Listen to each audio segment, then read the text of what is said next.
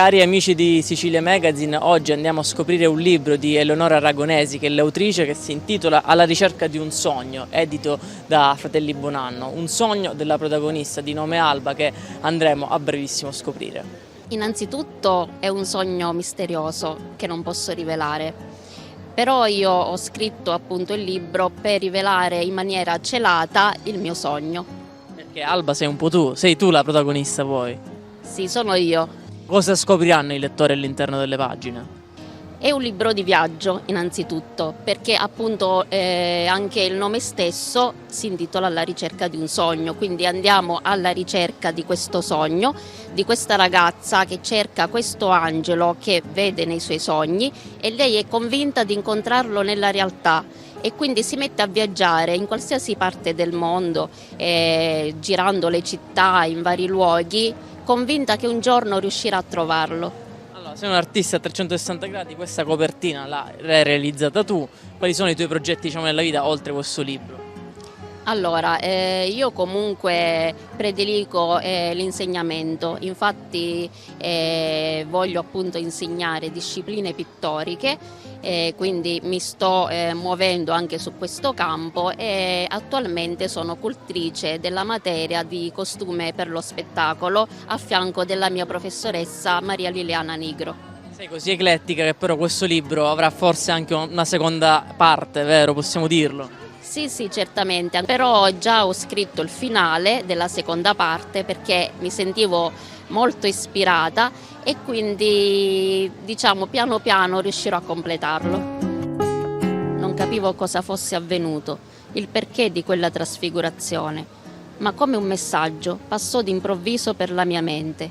Ne intuì la provenienza, era dell'immagine trasfigurata. Non sei l'unica, diceva il messaggio. Anch'io come te grondo di speranze. Così svanì la paura e cominciai a sorridere. Avevo infatti capito tutto.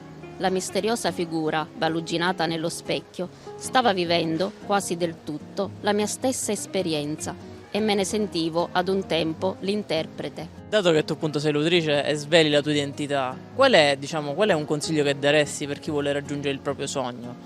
Di perseverare, di non mollare mai e di continuare, perché a volte ci lasciamo sopraffare dalla delusione, dallo sconforto, però io con questo libro voglio insegnare a non demordere e andare avanti.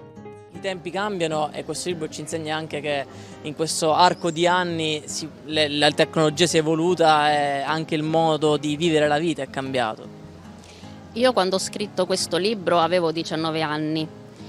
Quindi è passato tantissimo tempo, parliamo degli anni 2000, quindi non c'era Facebook, quindi io in un certo modo ero estraniata dal mondo, diciamo, sociale, nel senso di poter fare vedere e fare conoscere la mia storia.